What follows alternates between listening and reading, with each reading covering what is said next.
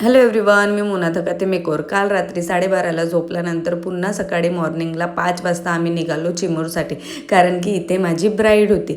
तर ही ब्राईड लग्नाच्या 8 दिवसाआधी बुक झालेली आहे माझ्याकडे, म्हणजे ऑन टाईम बुकिंग झालेली आहे. हिच्या लास्ट ब्राईडनी काही कारणाने बुकिंग कॅन्सल केली, तर मी अवेलेबल होती. मॉर्निंग स्लॉट माझा अवेलेबल होता, तर मी बुकिंग घेतलेली.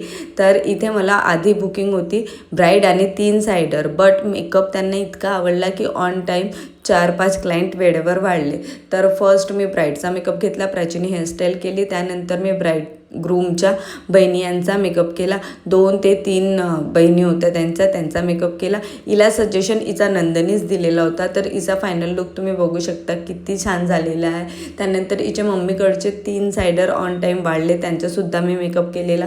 बट एवढी घाई झालेली तिथे, कारण की मी टीम कमी नेलेली होती आणि तिथे खूप वेळेवर क्लायंट वाढले, तर व्हिडिओ घ्यायला टाईम नाही मिळाला. त्यानंतर मी निघाली नागपूरला. इकडेसुद्धा मला लेट होत आलेलं होतं.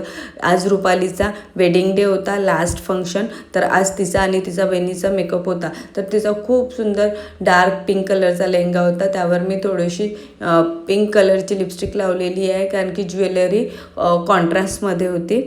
तर त्यावर खूप छान लुक येत होता आणि तिच्यावरती लिपस्टिक खूप सुंदर दिसत होती. तर तिचा पण फायनल लुक तुम्ही बघू शकता, खूप सुंदर झालेला आहे. त्यानंतर तिचा बहिणीचा मेकअप केला मी, ती पण खूप क्यूट दिसत होती. त्यानंतर आम्ही 10 वाजता चेंज करायला आलो. तेव्हा मेकअप बघा तुम्ही कसा आहे.